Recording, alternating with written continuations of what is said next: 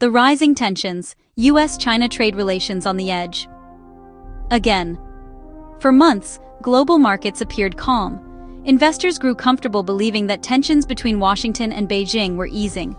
Trade talks had slowed but not collapsed, and both sides seemed to be avoiding confrontation. That calm ended abruptly this week. The relationship between the world's two largest economies has turned sharply sour, and this time, the rhetoric has become personal. The U.S. Treasury Secretary reportedly referred to his Chinese counterpart as an engine, a remark that symbolized just how strained communication has become between the two economic giants.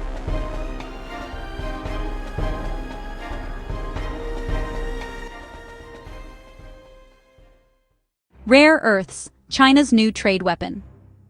At the heart of the renewed conflict lies China's latest move to restrict exports of rare earth elements, crucial minerals used in everything from electric vehicles to smartphones and defense systems. Beijing's decision has reignited fears that it could weaponize its dominance over the rare earth supply chain, much like the U.S. has used its financial and technological power as a strategic tool. The U.S. argues that these restrictions could damage major global economies, not just America. China, however, insists the West is overreacting, downplaying the potential impact of its export curbs. Regardless of whose version is closer to reality, the key issue remains. The two powers are not seeing eye to eye, and both are now seeking to rally allies to their side. A united front, or an impossible balancing act? Washington is attempting to build a united coalition of nations to counter Beijing's growing economic influence. But this effort comes with a built-in contradiction.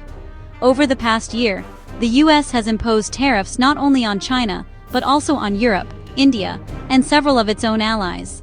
These protectionist measures have left a trail of resentment, disrupting industries across the world, and politically weakening leaders who chose not to retaliate against U.S. tariffs. Now, America faces an awkward question. Can it punish its partners with tariffs and still expect them to join hands in an alliance against China? It's a diplomatic paradox, one that could define the next phase of global trade politics. The clock is ticking, time is running short. Only a few weeks remain before the temporary truce on new U.S. China tariffs expires.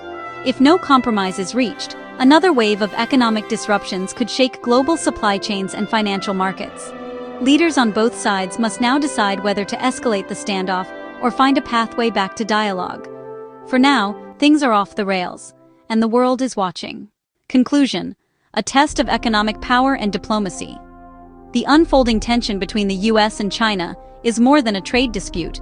It is a test of economic endurance, diplomatic skill, and global influence.